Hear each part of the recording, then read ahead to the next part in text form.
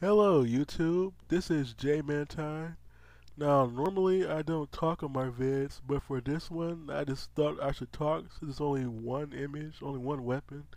I found this interesting French machine rifle from 1900 called the Rossignol ENT B-1, and there's supposedly a second version called the ENT B-2.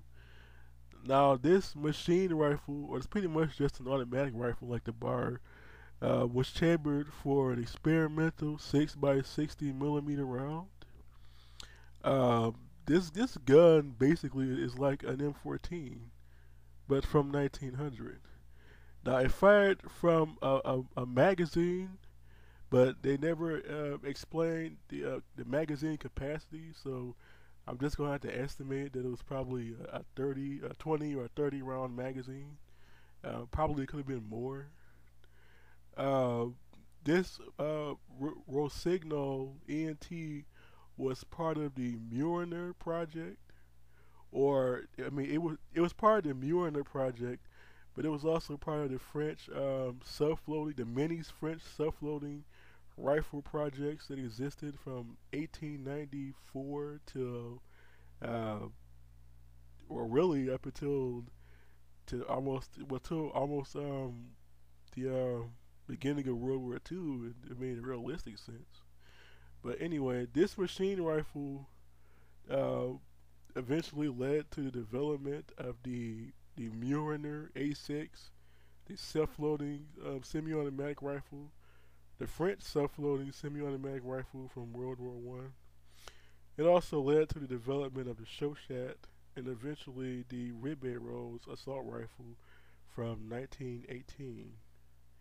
You can pretty much say this also led to the development of the RSC 1917 and 18, and pretty much the Mass 40 rifle, the semi-automatic French rifle from um, the um, the Battle of France period in 1940. Um, yeah, I mean that's pretty much it. I never heard of the Rossignol company, so I don't know. The reason I say this gun is equivalent to an M14 is because the caliber, the weight is going to only weigh 9.7 kilograms with the bipod and with the magazine and the ammunition. It's chambered for a light caliber round, 6 by 60, much smaller than the 7 by 62 NATO for the M14. So yeah, this rifle was pretty advanced, or this machine rifle was pretty advanced for its day. I can't really think of a reason why the French would not adopt it. I mean, they would pretty much have the most. They would have had the most advanced rifle in the world at the time. Only rifles that would have been even remotely close would be the Sairagati and and a few years later the early Fedorov Automat semi-automatic rifles before the assault rifle. So yeah, the only other reason I could think they would not adopt this is because of the ammunition. 6 by 60 at a time where 8 millimeter LeBel was still pretty much reliable. Yeah, I don't think they would have wanted to replace the I don't think they wanted to make a new round or adopt a new round. You know. And plus, I don't think the 8 millimeter LeBel would have done all that good from this Rossignol rifle. I mean, it didn't really do that good for the CHAUCHAT, so yeah. Well, that's the Rossignol. I mean, this was the an interesting rifle I came across on the internet, and I just kind of wanted to talk to you guys for once.